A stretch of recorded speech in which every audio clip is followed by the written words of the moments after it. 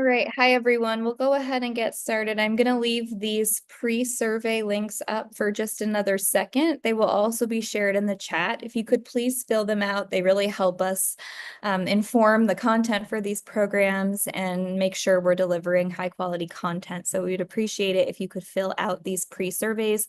There's one for patients and caregivers, and there's one for healthcare providers. So they are here to scan. I'll leave it up for a couple more seconds, and then they will be shared in the chat. Okay.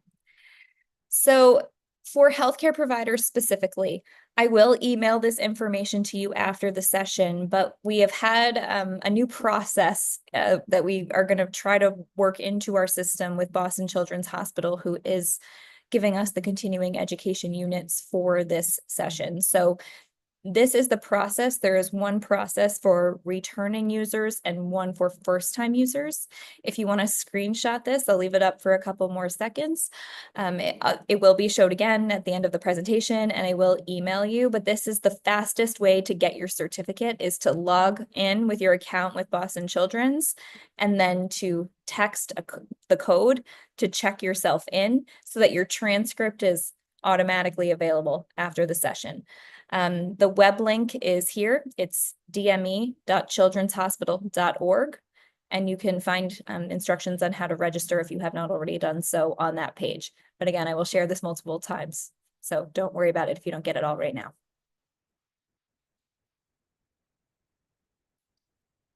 Okay. So with that, we will start with our programming. Welcome to our second Culinary Medicine webinar of the year, which is on smart savings, gluten-free diet on a budget. We know that financial constraints is a significant challenge for those who are following a gluten-free diet for celiac disease, and we want to help provide some practical strategies to help navigate this. And so we have a wonderful team here today. We have Sharon Weston from Boston Children's Hospital, as well as Dr. Nan Du from Boston Children's Hospital. So before we get into that content, I just wanted to say thank you to Shar for sponsoring these sessions and allowing us to host the presentations. And we do offer translations in Spanish and Portuguese. So if you would like to listen to the translated version of this content, we have live interpreters here. Please click the globe icon and choose your language to get started. Okay, so as I already mentioned, we have Dr. Nan Du here from Boston Children's Hospital. Nan is a pediatric gastroenterologist. We also have Sharon Weston from Boston Children's Hospital, and Sharon is a pediatric dietitian. So they are going to be delivering the majority of the content today. We also have a special guest, Chef Molly Winston, who is a registered dietitian, actually based out of Italy, but she is going to share some amazing recipes with us that are budget friendly at the end of the presentation. And with that, I'll turn it over to you, Sharon. And Nan. I think I need to get a request fulfilled to share.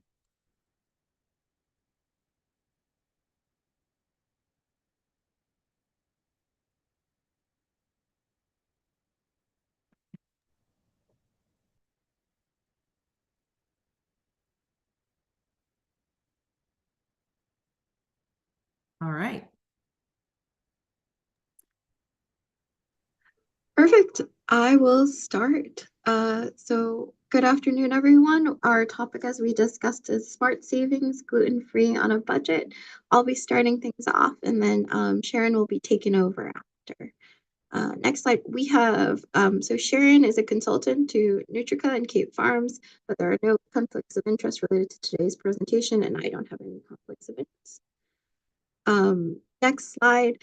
We have quite a few objectives to review, but I promise we'll go through them efficiently, and just kind of wanted to break it down in terms of defining the scope of food insecurity, what's the impact of it on child health, the impact specific on pediatric GI disease, specifically celiac disease, highlighting benefits of universal free lunch, and one of the kind of approaches you can use to help alleviate food insecurity a little bit, and then practical tips and cost-effective strategies for maintaining a nutritious gluten-free diet, and then also to briefly review federally funded food assistance programs.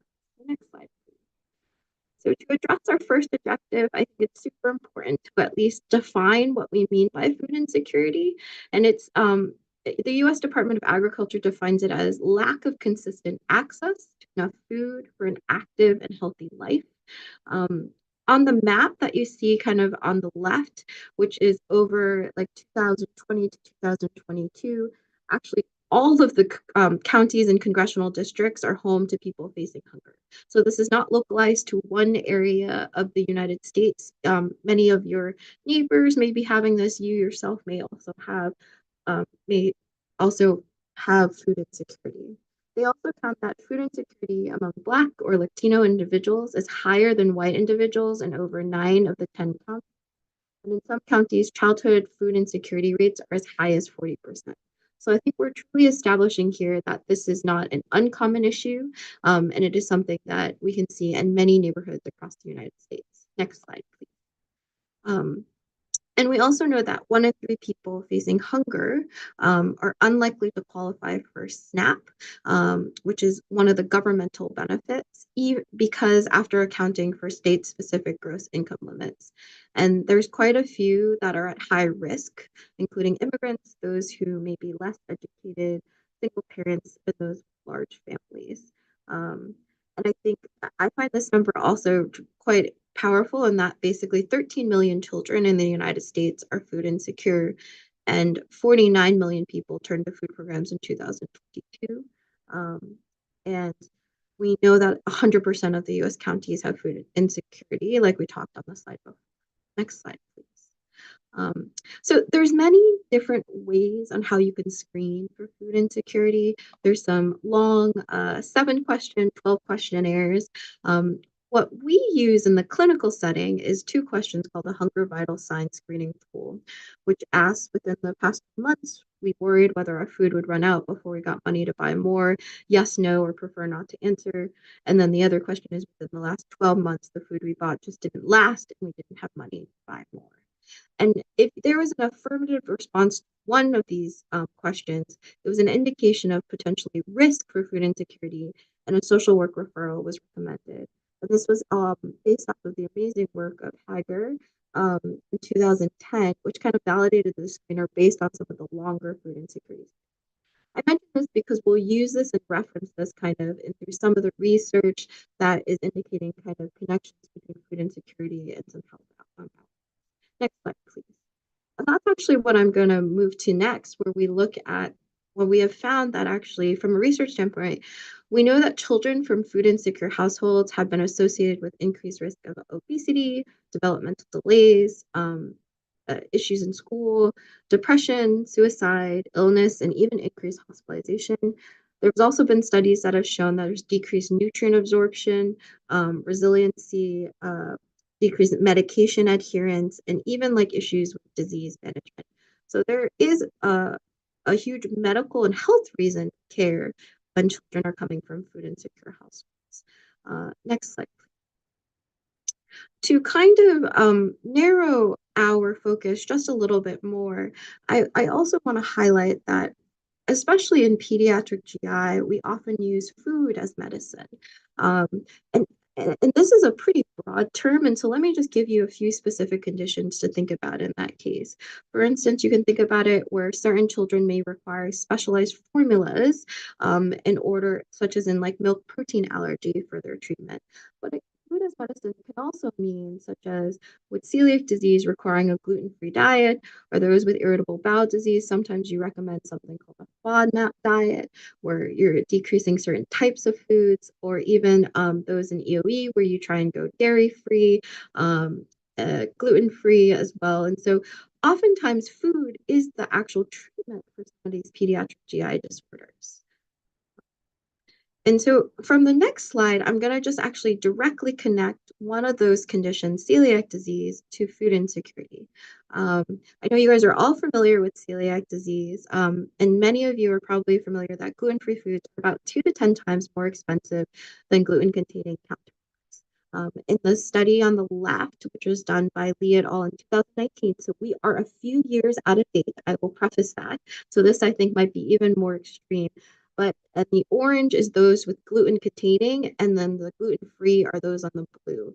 And so you can really see that even like when you compare product to product, there is a huge difference, which I know many people see on their weekly receipts as well. And the other important thing is state and federal food assistance programs do not currently account for this increased cost of the gluten-free foods. And so even if you were to qualify for those supports, it does not accommodate the fact that your food may just be more expensive item per item. Next slide, please. I also wanted to give you another reason why we care about food insecurity. I'm going to briefly review an electronic survey that was sent out to families of children with celiac disease through a celiac support group over a 3-month period.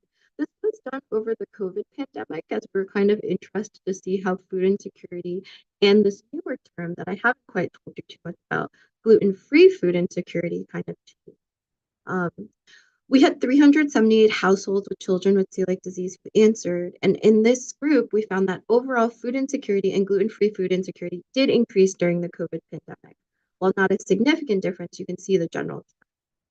However, what was more important for us to learn is that there's actually a need to screen specifically for gluten-free food insecurity, where we did the hunger vital sign questions, the same two, but we actually added gluten-free food as well. So patients were asked basically 4 questions instead of 2, and we found that 1 in 20 households were found to be food secure, but then screened positive for gluten-free food insecurity. So the hunger vital signs may not actually identify all of those in the celiac population who may require additional supports to help address like food insecurity. On the next slide, I'm really demonstrating kind of the importance of food insecurity and its role it plays in the health of children with celiac, because it became really apparent that in about 1 out of 10 households with a child on a gluten-free diet, gluten was intentionally consumed due to limited gluten-free food availability.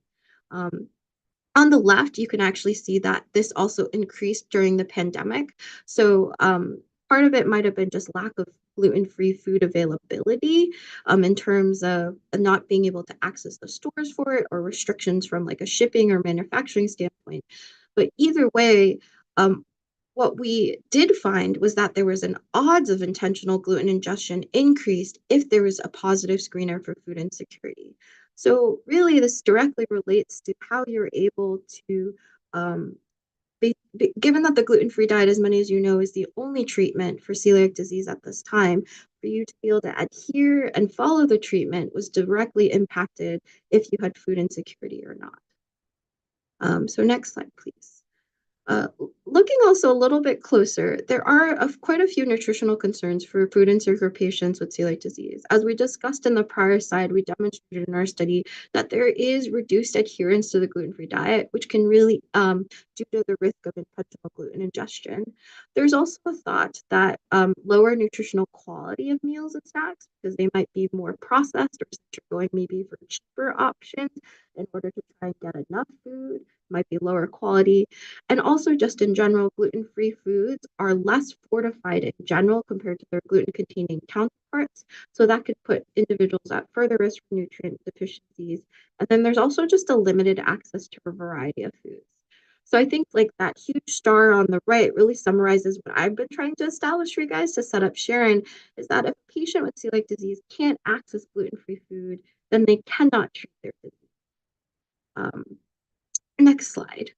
And so I've kind of now explained that there is a problem, or there is something that we should try and address. And so I didn't want to kind of leave without at least mentioning one of the interventions that is important for us to kind of get the word out, as it may help play a role in addressing some access to food. And one of it is accessing universal free school meals. As many of you know, in August of 2023, Massachusetts joined 7 other states in passing laws to make school meals for all permanent. And universal free meals account for up to half of the students' daily nutrition. And so access to gluten-free meals in school should be documented in a formalized accommodation plan. And it really kind of represents an area where we could get access to food for individuals because they qualify for it, and because it's already included in like school budget. I'm just going to briefly review one quick study that we did, in terms of trying to figure out what were the barriers for children with celiac disease in participating in elementary school meals. And we found that many of them lacked trust and confidence in the school cafeteria, and we're currently trying to build resources for school food service staff to be able to be trained to provide gluten-free food. And I think this really highlights the importance of education and getting the knowledge out there, because we found that 50% of families with a positive screen for food insecurity were not partaking in the free school lunch and breakfast, which really highlights an underutilization of this resource for families of children with celiac disease. Next slide. Sorry, I might have jumped a slide, Sharon. And so I think I'm going to transition over now to Sharon, but I think overall that gluten-free diet can be both healthy, budget-friendly with a little planning and creativity. And I think Sharon's going to go a little bit more on kind of different techniques that you can use to get. Thank you, Dr. Du. Yeah, so I'm just going to kind of transition here to, again, focusing on how we can achieve a healthy, budget-friendly, gluten-free diet and not drive ourselves crazy. And so really just focusing on whole foods, smart shopping, using resources that are available, planning ahead so that we really don't sacrifice nutrition. So first off, just thinking about the hidden costs that are involved in understanding how we can achieve a gluten-free diet. So the hidden costs really are really broad. And so some of the things to think about are, first off, gluten-free products tend to be more expensive, as Dr. Du showed, due to probably like things like specialized production. Companies have to pay more for certification. Also, transportation can be another hidden cost where you have to drive farther or get somehow to a specialty store that sells specialty products that are gluten-free. Also, we know that gluten-free packages are much smaller. The servings per container are smaller than their gluten-containing counterparts, so you don't have as much food for more money or cost for that product. For example, when you compare a loaf of bread that's gluten-free to a regular loaf of bread, it's much different in size. Also, there's hidden costs associated with special ingredients or special tools that we might need to just make the recipes work. And also that falls into the same kind of principle with extra cooking tools that we might need just to minimize cross-contamination. So some budget-friendly strategies for gluten-free eating, first off, are to really take advantage of those naturally gluten-free foods. We really want to emphasize that. So really encouraging staples like potatoes and sweet potatoes and corn and quinoa. Also naturally gluten-free protein sources, things like eggs and legumes and lentils and poultry and fish and tofu. Also fruits and vegetables. Awesome to take advantage of those naturally gluten-free foods and really bring them into the whole nutrition picture.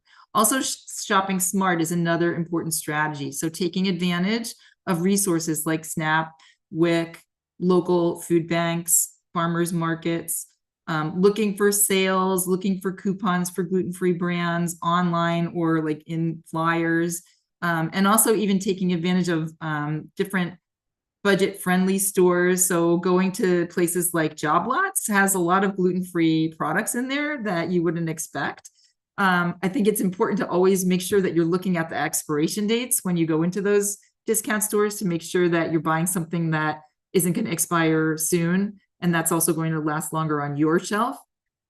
Also, minimizing waste is another strategy. So repurposing leftovers, really taking advantage not to throw anything out. So if you're cooking with a can of tomato paste and you only need 1 or 2 tablespoons in a recipe, what do you do with the rest? You can freeze it in an ice cube tray and then pop it out and put it in a Ziploc bag and use it for future recipes. Important strategies like that. And also storing your products properly so that you extend the life of the product.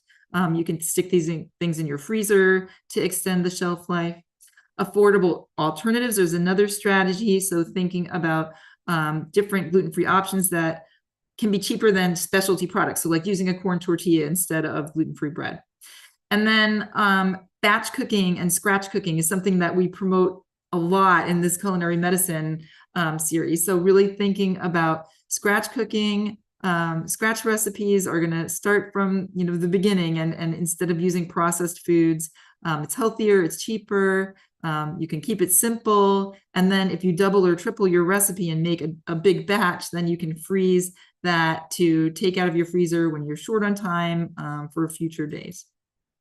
And this is just an example that I put together of a home-cooked meal versus a store-bought prepackaged version. And you can see that the amount that you can save per 4 people to feed is significant, and also just the quality of the food, the minimizing risk of cross-contamination or using ultra-processed foods is going to be a lot different when you scratch cook instead of use processed foods or prepackaged foods. We also want to think about balancing nutrition on a gluten-free diet. And so some important nutrients to think about that we know are sometimes deficient because of gluten-free foods not being fortified are iron. Also, we want to think about calcium and fiber. The gluten-free diet can be low in fiber. So foods to really focus on that are iron-rich are going to be things like beans and lentils and fortified gluten-free cereals. Calcium-rich foods can come from leafy greens and dairy or fortified non-dairy milks. And then fiber-rich foods include things like vegetables and fruits, nuts, and seeds. So I put together this 2-day gluten-free meal plan just to kind of walk through different meal ideas and how we can think about cost-saving tips. So for example, on day 1 for breakfast, if you had banana oat pancakes, you could do some cost saving by buying unbranded gluten-free oats and then using ripened bananas that you can find sometimes in grocery stores that are on the sale rack. And you can also, if you feel like you have bananas that are getting too ripe in your home, you can just peel them and stick them in a Ziploc bag and freeze them to be used for recipes.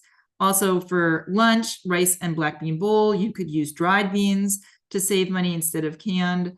For a snack of veggies and hummus, you could make your own hummus. Very easy, just throw in some chickpeas and some garlic and olive oil into a blender. You can add tahini as well, but it's not necessary.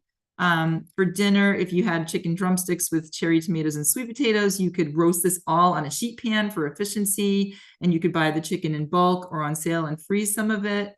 On day 2, for Greek yogurt parfaits, you could choose store-branded yogurt and seasonal fruits for affordability. A quinoa salad with chickpeas and vegetables could, again, take advantage of dried or canned chickpeas and frozen vegetables. Apple slices with peanut butter, you could get your apples in bulk when in season. And then finally, stuffed bell peppers, you could use leftover rice from a previous meal and then shop for ground meat on sale. So we also really want to take advantage of our food resources. So this would include things like SNAP, WIC, the school lunch program and summer food service program, and then also food banks, food pantries, and kitchens. And we know that there are, as Dr. Du mentioned, that there are barriers to accessing assistance programs. And so many adults that qualify for assistance programs don't access them because of different reasons, like lack of knowledge of programs or concerns about immigration status or transportation issues, language barriers, stigma, and even just the process can be sometimes complicated to fill out. But we really want to try to encourage our families to take advantage of these resources. And the first one that's really helpful is SNAP. SNAP is the strongest single line of defense against food insecurity. It's the largest food-related entitlement program, and 47 million people are using SNAP. 72% goes to families with kids. And when children have access to SNAP, we know that the risk of developing things like high blood pressure and heart disease and diabetes and other poor health outcomes later in life greatly decreases. And this is just goes over SNAP eligibility. It's varies in state by state. And what SNAP can buy, this is in Massachusetts, but SNAP can buy fruits and vegetables, meat and poultry and fish, dairy, breads and cereals, other foods like snack foods, seeds and plants that produce food for being able to eat. So like herbs, for example. And then there's the HIP program, which is the Healthy Incentive Program, that you can actually get more money by buying fresh fruits and vegetables and taking advantage of farmers markets. But you can't buy some things with SNAP. So the things in red are listed here, things like alcohol or cigarettes or medicines and pet food. And then we have WIC, so the Women, Infant, and Children Program. WIC is designed for pregnant women and families with children under 5 years old. It's overseen by the USDA. It provides breastfeeding support and nutrition education. And the food packages for WIC are a little different than SNAP. They focus on emphasizing healthy foods. And so WIC is going to offer nutrition and health screening and assessment, nutrition education and counseling. It can make referrals to related health and social services, and you get the EBT card just like SNAP. It's very convenient, and also they provide coupons to use at farmers markets. WIC foods include things like whole grains, soy beverages, canned beans and potatoes, canned fish, peanut butter, juice, milk, milk alternatives, yogurt, and so it's really covers a broad variety of healthy foods. And there's a really convenient WIC app that you can use on your phone, and that makes it very easy to use the shopper app when you're shopping. You can just scan barcodes, and you can also find grocery stores that will accept WIC, and it will tell you your balance and also provide some other healthy recipes and healthy resources. So using WIC and SNAP together is really the way to do it. So so first you can kind of make a plan of what your WIC products that you're going to use your WIC for. So things like cereals and peanut butter and milk and yogurt and bread and eggs. Unfortunately for gluten-free right now, bread is not an option with WIC, but you could use things like for corn tortillas even. And then for SNAP, you would want to use SNAP to fill in the holes. So things like oil or staples that are not covered by WIC. When you check out, you always want to use your WIC card first, and then your SNAP card second. Okay. And then besides the SNAP and WIC resources, there are other resources that we really want to encourage taking advantage of. So these are things like the school lunch program. The backpack program is another option that is available when school's not in session. There are some school pantries and summer meal programs as well that kids can take advantage of. Also, there are food pantries that we really want to highlight. And so this picture here is the Boston Children's Hospital Family Food Connections Pantry. This was a idea that was really identified by providers and social workers and staff across Boston Children's Hospital, and really addressed barriers that families were facing in terms of accessing gluten-free foods, because the Family Food Connections at Boston Children's has a referral for our patients with celiac disease to access the pantry and get gluten-free foods even weekly there. And so we can track usage and outcomes, and it really recognizes the positive connections that are in our community that can be made through food. So right now, just some things that are offered by our food pantry, which is adjacent to the Martha Elliott Health Center in Jamaica Plain, are that families can go there once a week to pick up food. There is gluten-free bread, pasta, crackers, pizza crust, and snacks available, as well as a lot of fresh produce. So lots of fruits and veggies, rice, dairy, eggs, and then we do the free monthly cooking class that's associated with the food pantry, and information is entered into the electronic medical record. Some just metrics on the food pantry to date are that over 4,300 families have visited in the last year. The site has over, actually, I think it's more like 1,400 visits per week now. 120,000 bags of food have been distributed. More than 80% of the families who visit have a child under the age of 17. Between 200 and 450 families are visiting the site on the days that it's open. Right now, we've got 252 families that have a member following a gluten-free diet, and we go through about 125,000 pounds of food per month. Almost 75,000 pounds is just fresh produce. We do know that there are some barriers to preparing healthful gluten-free meals, and those would include things like, first off, limited access to gluten-free ingredients. Like as Dr. Du said, if you can't get ingredients that are gluten-free, it's really difficult to make a gluten-free recipe. So the food pantry is really awesome to provide our patients with those gluten-free ingredients.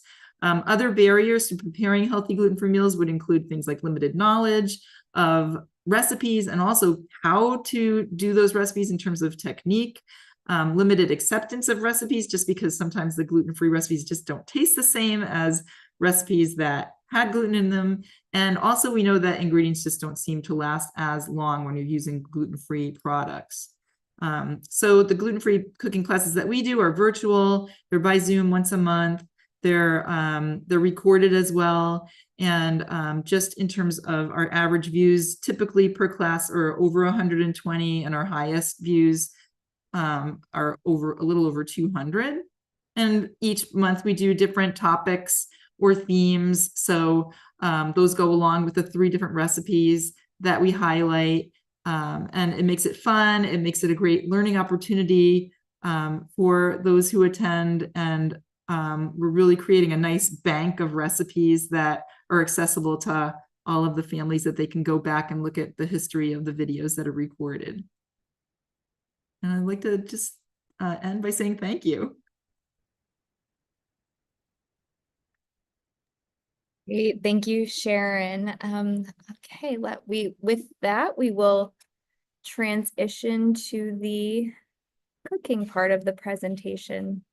So we do have Chef Molly Winston on the line to answer questions that you might have about the recipes, but just to go through the recipes themselves a little bit more in depth, here is the ingredients that we are using for a delicious looking chickpea salad. There is a link to it that goes to our website, and you can download it and print it out if you are interested in the full recipe instructions. We also have the nutrition facts here as well. And I will play a little video to show you how to make it. All right, let's get rocking and rolling. This is Chef Malls, and today we are making a gluten-free Greek-inspired pasta salad with char penne. This is super healthy. It's packed full of protein. It's really easy to make, and it's fantastic to make for a crowd. So we've got, in addition to our char penne, we have some canned chickpeas just drained and rinsed. We have a whole bunch of vegetables here. We've got some chopped cucumber. We've got some chopped tomatoes. I've got some yellow and some red ones today.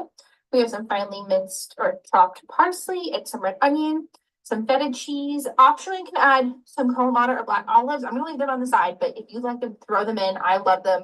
My partner does not, so I'm going to leave them on the side. And I also have a dressing here, which is super simple: olive oil and some red vinegar, oregano, salt, and pepper. So we're just going to get everything mixed together here. So you want a big bowl for this, so you can mix really, really well. I'm going to add in my chickpeas right in there. And then I'm going to add in my tomatoes. I love the color of this salad too. It also keeps in the fridge really, really well. So this is something you could make for meal prep that would really last a week, which is fantastic. I've got my cucumbers in. I'm going to go in with my feta cheese here. Look at that, so beautifully crumbled. Something else that's great about this recipe is if you have other vegetables, throw in some bell peppers or some carrots. That would also be delicious in here. We've got our red onion. And also, if you don't like one of these things that I'm putting in, you don't have to use it, which is also fantastic. So next I'm going to go in with our parsley. Already this looks so pretty and it smells so good. I'm going to start giving this a big mix, and we're just going to really incorporate everything really well together. Everything is really well incorporated, so we're going to pour in some of our dressing. You can make your dressing in a squeeze bottle, a mason jar, anything you can shake. Just give it a nice shake before you pour it in. And between our dressing and our feta, we're probably not going to need any other seasoning here. There's plenty of salt going on, plenty of flavor. You can always taste for salt and pepper and see if you need to add those as well. So you just give everything a nice big mix, and this is your finished product. It is so delicious. You're getting lots of protein in there from the chickpeas. You're getting all sorts of micronutrients and some fiber. You've got all those veggies in there. The char pasta is delicious, and it absorbs that dressing, and it tastes so good. and I hope you try it. Great, thank you. The recipe is beautiful. It has so many colors, which I love. It incorporates a lot of budget-friendly ingredients, and there's a lot of ways to adapt it, which is really great. So if there's an ingredient you want to change out, this is a easy one where you can add things you really like to personalize it. Molly was kind enough to provide us with a bonus recipe. So this is a loaf pan chicken, which is a super simple recipe to make. So I did want to share it here. There's again a link and the nutrition facts to the recipe here, which you are welcome to scan. And I have Molly, I did take your video from your Instagram So to I got a show lot of this. questions recently on social media about my loaf pan chicken meal prep. So here is how to do it. I started with some really thinly sliced chicken breasts, sort of like cutlet style, and I marinated them in olive oil and spices. You can marinate in whatever you'd like. Now, just with my hands, I have my loaf pan. Mine was silicone, but you can use a metal one as well. And I just sort of crinkled the slices of chicken into this pan. So I just sort of pushed them in there with my fingers and made sure they were all nestled in there because it's going to stay super moist. The chicken's not going to dry out this way. They're not layered. They're just sort of folded up next to each other.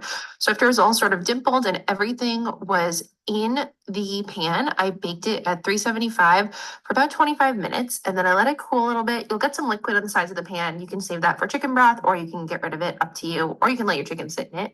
And then it cools a bit, you take it out of the pan and you slice it up, and you have the most wonderful chicken for salads, for bowls, for soups, anything you need. So enjoy. All right. Thank you, Molly. I just had to share that one. It was such a good idea.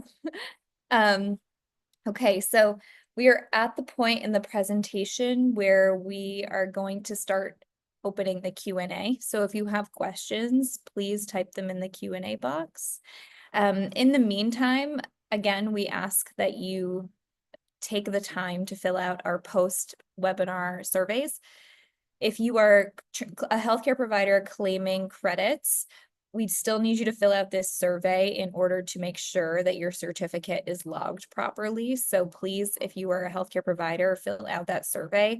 And for patients and caregivers, again, this will help us inform the quality of the presentations moving forward. There is a slide, again, showing the Boston Children's Hospital process. I will email this to you, so don't worry if you don't grab it all. But if you had the time at the beginning of the presentation to sign up and get yourself checked in, this is just a repeat of that information. And last but not least, upcoming programs. We have a couple more of these scheduled already for June and August. The June presentation will be on understanding gluten exposure risks and clinical trials, which is going to be presented by Dr. Vahe Badalian. And then in August, we have a presentation on parenthood, fertility, pregnancy, and breastfeeding, which will be presented by Dr. Maureen Leonard and Jessica Lebovitz, who's the dietitian at Columbia. So you can sign up using the link here. All right. I will leave this up for just a few more seconds so people can go to the link, but we will also share it in the chat.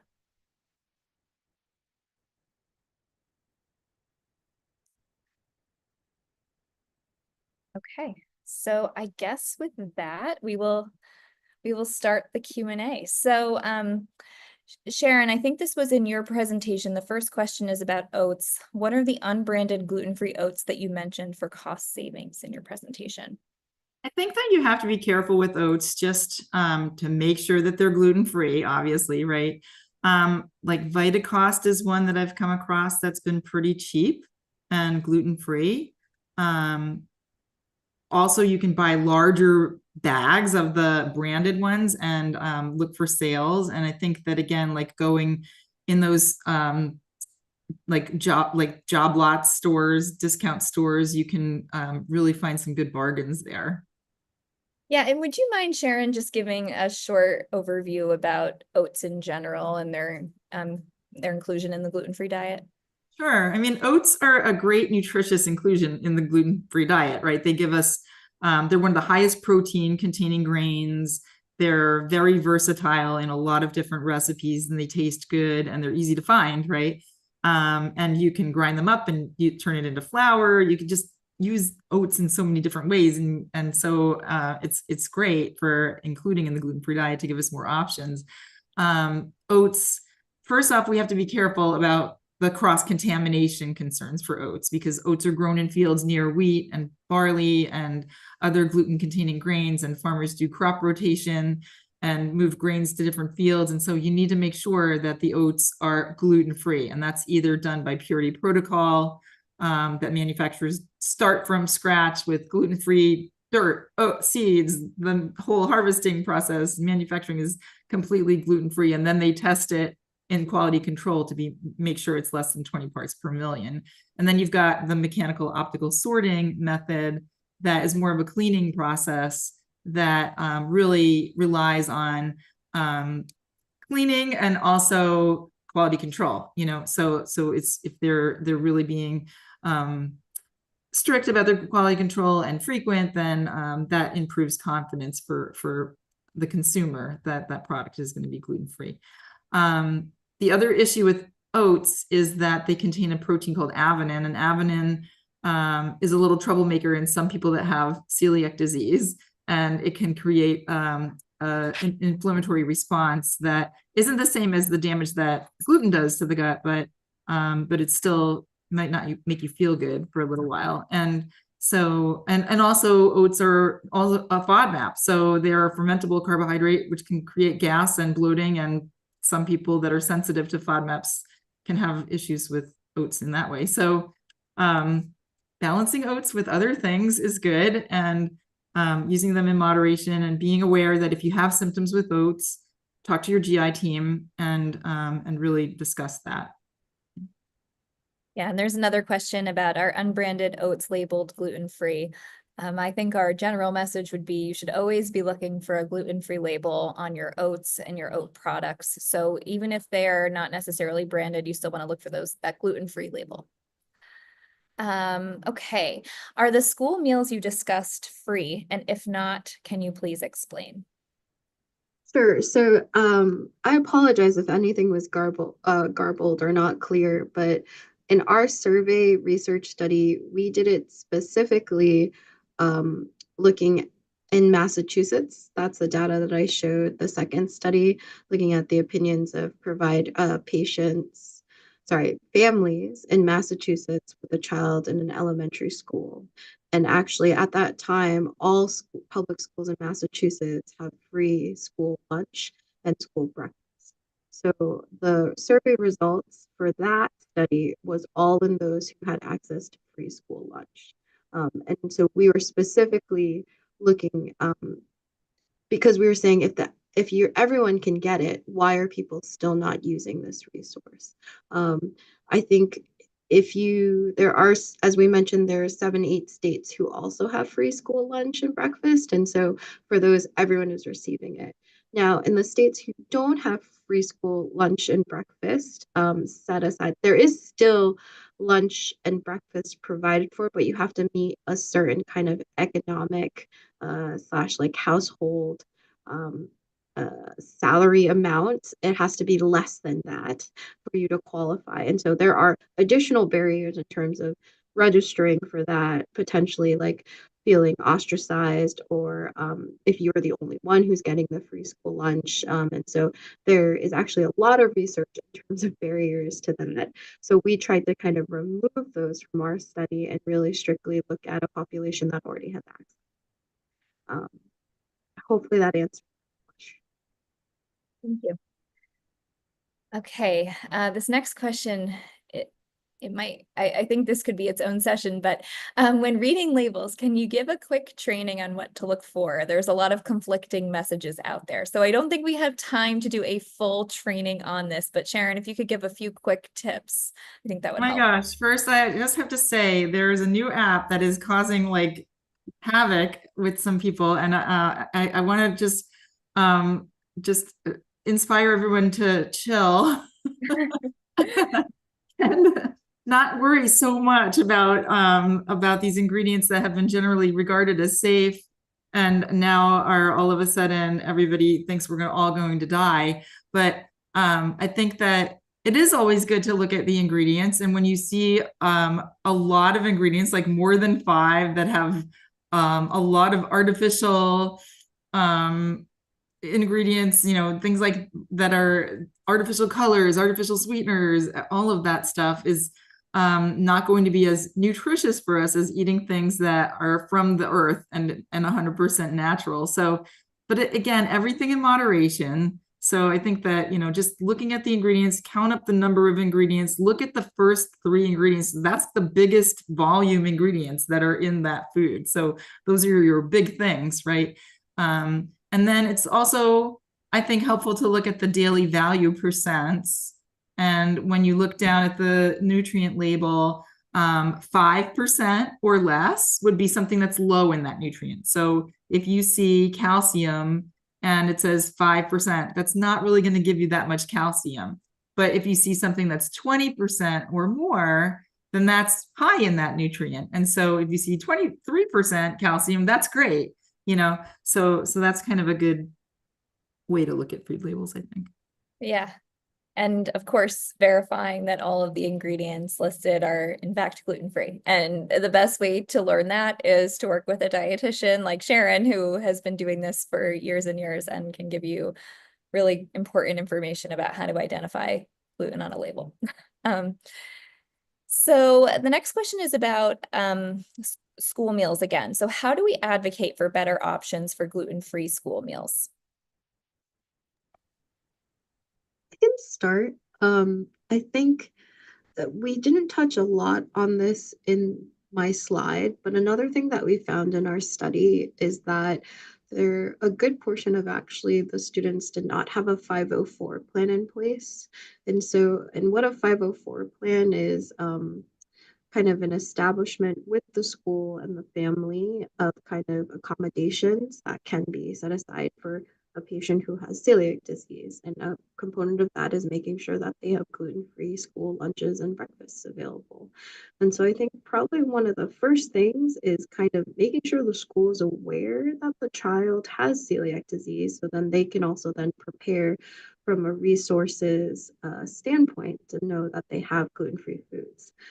So I think that's the first step, and that's also something that you should talk with your pediatrician/pediatric GI doc, because they can write you a formal celiac diagnosis letter, which can be super helpful when negotiating kind of the 504 plan stuff. And I know also our Amazing Celiac Disease Foundation does a lot of stuff in terms of advocating with schools and 504 plans. So I will not talk too much on how to set that up. And I think the second thing is I think there's power in numbers from a community standpoint as well with schools. And so I think advocating with not just those with celiac disease, but maybe those with allergies and those who have other restrictive diets can be also very empowering to make sure that your voice is amplified. I think in general, school lunches, they can be improved from a nutritional diversity and kind of attractiveness standpoint, but they are working on that. And so I think there are other initiatives to kind of work on there. But I think it's kind of amplifying your voices with other individuals and to making sure the school's aware. Sharon, I'll let you also chime in if there's anything on this. I agree. I think that just really encouraging the 504. A lot of families will ask, "Oh, isn't an IHP just as good as a 504?" And the individual health plan, the IHP, is just not a legal contract between the school and the family like the 504 is. And so really encouraging families to get that 504 in place is really important. And I believe Emma just shared a link in the chat, but we do offer, in partnership with Boston Children's Hospital, a monthly school support session where we go through the 504 plan in great detail. And we do talk about ways to speak with your school about finding better options in a school setting. So we highly encourage you to join that. They happen every month, and we have them, we have different topics that we kind of loop in as different things come up. So definitely join one of those. Okay, and I see one more question in here. I haven't been able to find gluten-free product coupons. Is there a good resource you can recommend for finding these? So just broadly speaking, every company is going to be a little bit different. My suggestion is to sign up for the company's mailing lists because they typically will provide coupons to their own subscribers. But Sharon and Dr. Du, I don't know if you have any other tips. I was going to say that that when you sign up for emails or you just go on the manufacturer's sites, you'll be able to get coupons that way. So Char, Udi's, Bob's Red Mill are just some examples. And then also stores will feature coupons in their weekly ads for gluten-free foods. So like Target and Walmart, for example, will be two good stores to check out for that. Whole Foods also, I think, has discounts for gluten-free items for Prime members. And then there's other stores like Safeway and Kroger that also include gluten-free food coupons in their flyers as well. So just checking out the weekly flyers is helpful. Yeah. Great, thank you. I think we have addressed all of the questions. So everyone who is seeking a certificate for your continuing education credits, please be on the lookout for an email from me. We will try to help you get your certificates very quickly. And thank you everyone for joining, and thank you to our speakers. This was a great presentation.